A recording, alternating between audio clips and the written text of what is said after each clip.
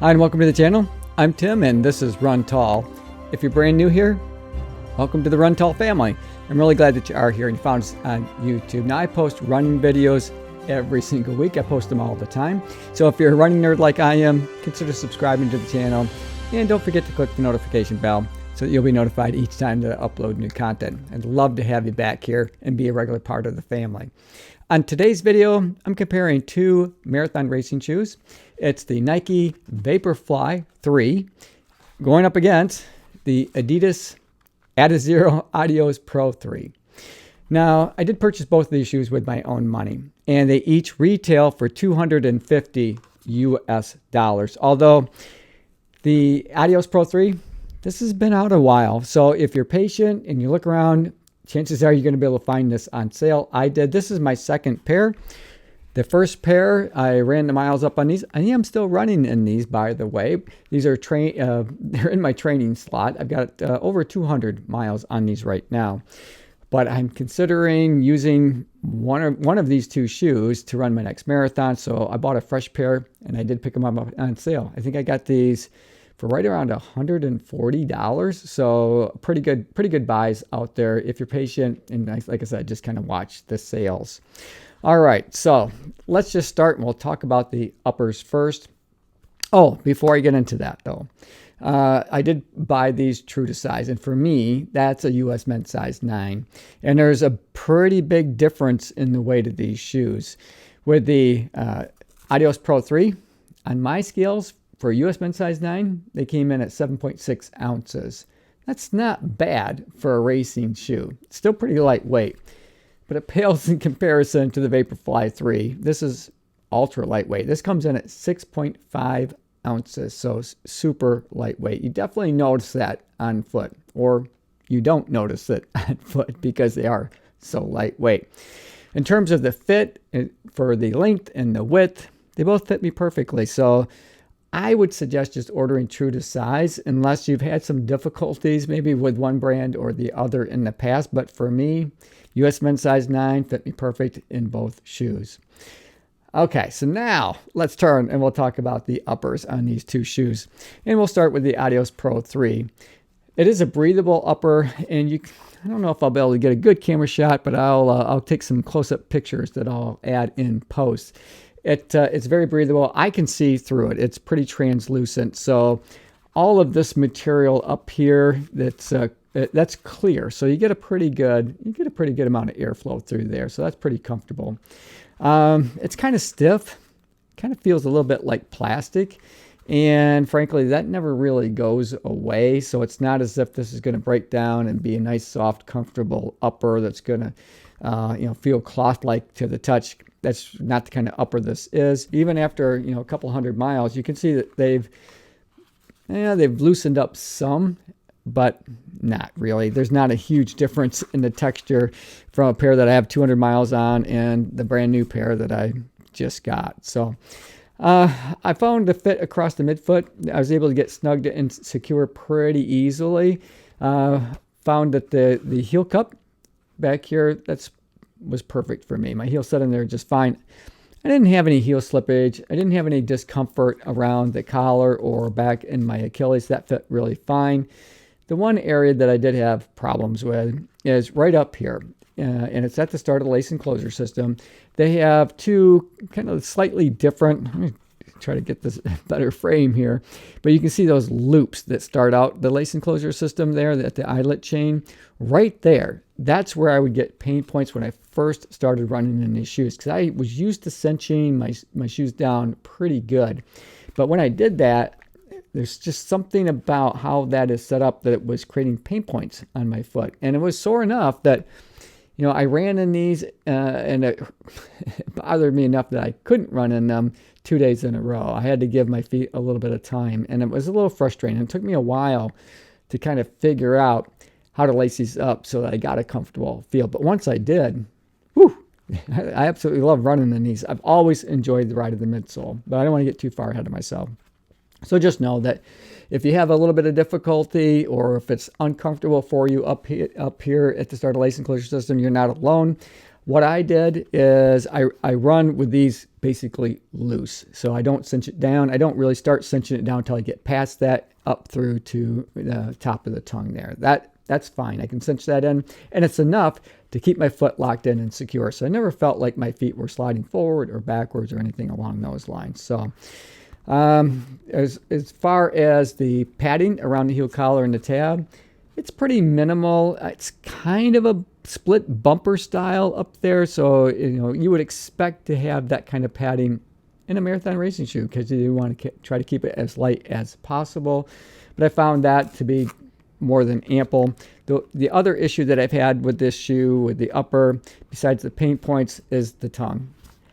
I'm not a fan. It's not gusseted. It's really thin. It's a really thin tongue, which is fine. That part doesn't bother me as much, but it just wants to fold in on itself. So when I try to put the shoe on, it's tight to get your feet in here. And then once you do, the tongue always seems to just kind of roll in on itself. So I'm constantly having to basically unlace the shoe and tuck that tongue in until it lays flat across my top of my foot.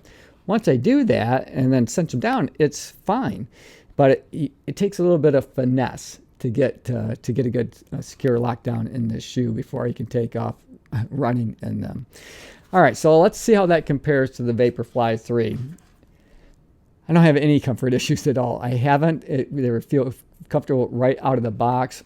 There's more. They're more highly breathable than the Adios Pro 3. They've got tons of perforations, and you can see that. So this is still their Flyknit upper, but it's got, I would say, just slightly softer. It's still pretty coarse or rough to the touch, but comfortable. I didn't have any issues. I didn't have any problems at all getting locked in and secure, and I can cinch this down basically as tight as I want to, and it's fine. No pressure points, no pain points. They have a very minimal amount of padding. They do have that same kind of bumper style padding, but it's not split here in the Achilles, but still very comfortable. I haven't had any issues with that. It's got a nice deep heel pocket. I would say that these compared to its earlier version, I feel like there's just maybe a little bit more room in that heel pocket, so it kind of runs a little loose in the heel, but it didn't cause any problems for me to run in these. It just feels a little bit looser in the heel. But other than that, they fit me perfectly. Absolutely love the fit of these. Easy to get cinched in and across the midfoot, as I said. Maybe a little bit more room up here in the toe box area than what we have in the Adios Pro 3. These do kind of narrow up there a bit. These are a slightly more rounded, definitely more so than the previous version of the shoe. And you can see that they, in the previous version of the VaporFly, that's a pretty aggressive on the lateral side of the shoe, where this is a more gentle slope there. So it does create a bit more space for your forefoot up here and your toes to be able to splay your toes when you run.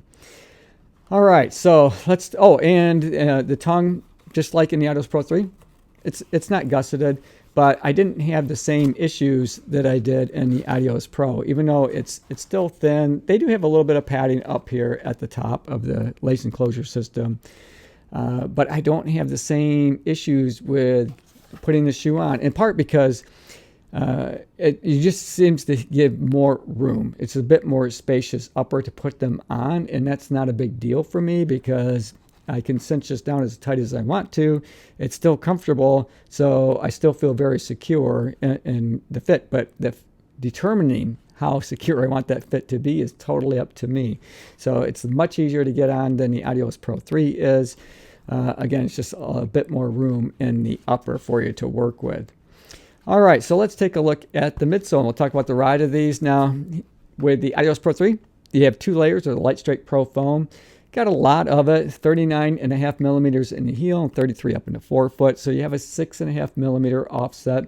Sandwiched between 2 layers of Light Strike Pro foam is their carbon fiber energy rods 2.0.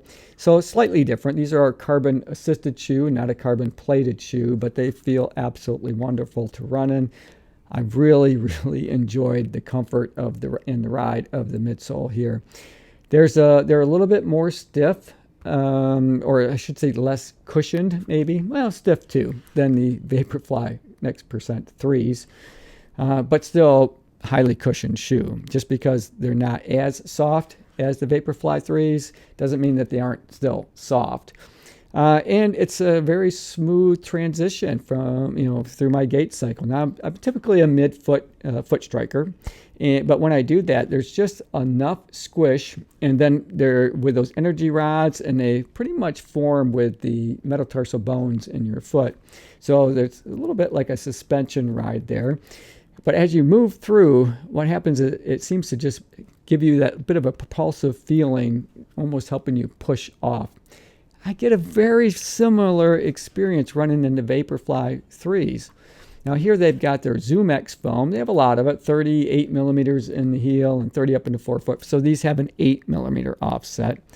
Frankly, I didn't notice a huge difference between the 8 and the 6.5 in this case, but there is a difference in the offset. And then within the ZoomX foam is a carbon fiber plate. They have a traditional plate as far as plated shoes go. And this is one of the original racing shoes, and Nike likes to point that out. In fact, they printed it right on the midsole material itself. Super lightweight. These are a little bit more squish, definitely more so than the earlier version of the shoe.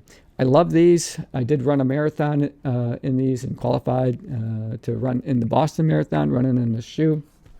But they did make some changes, and they were welcome changes to me.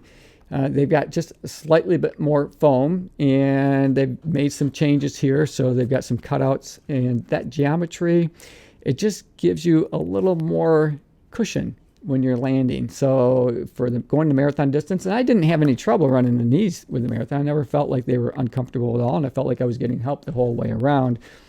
And I think these are going to be even a little better because they're slightly more cushioned, giving you a little bit more impact protection to last that 26.2 miles. And they got a slightly wider heel. And it's not wide, but slightly wider to give you a little more stability there. You can see how much they snug up here, and I think in part that's why you can get such a nice secure feeling across the midfoot, because the material of the upper really kind of wraps your foot around and tucks underneath your foot, so you get kind of wrapped up like a burrito there. Always have loved that. But similar, a very similar ride feeling. So you hit, but you squish down a little bit more, and then you get that propulsive kind of snap of the carbon fiber plate that helps you toe off. So both give you lots of assistance as you move through your gait cycle.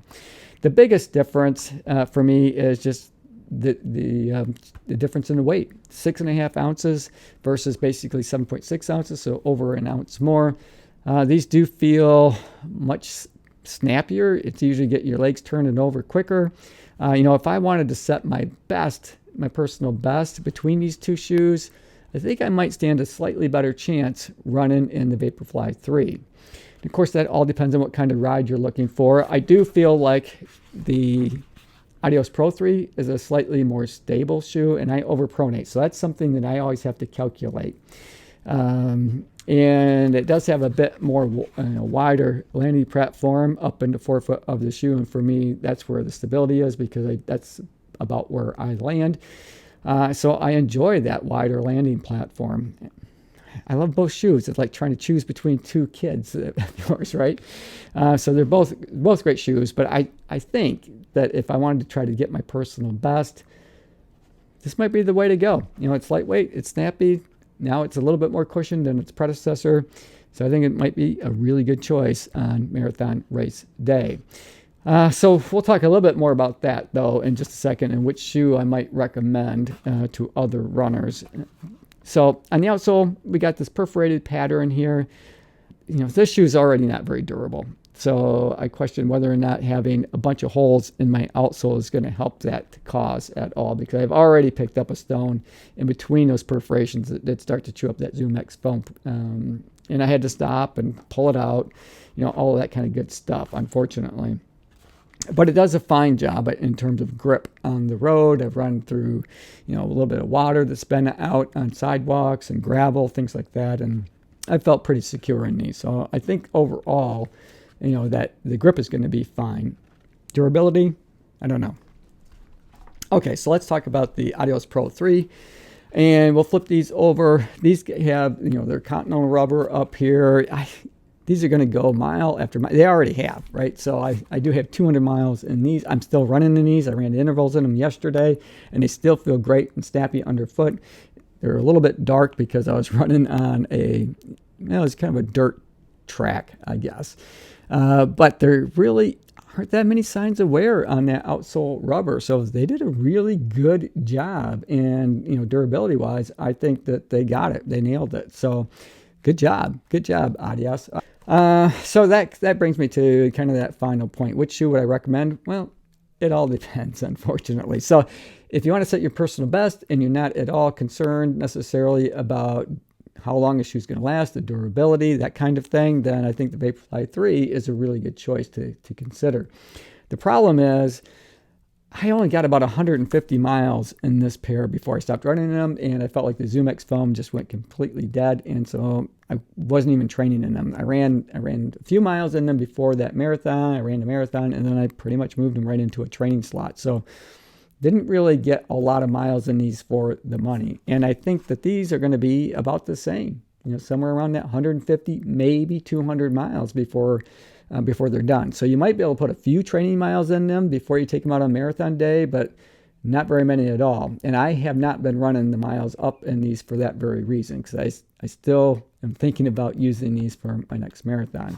And I don't want to have to buy a second pair to do that. So what I will do, though, is I have a newer pair of these that I will train in to run the miles up, because the ride is similar. It's just not quite as soft in these as it is here, and these have a bit more stability in the heel. So that's my plan going forward.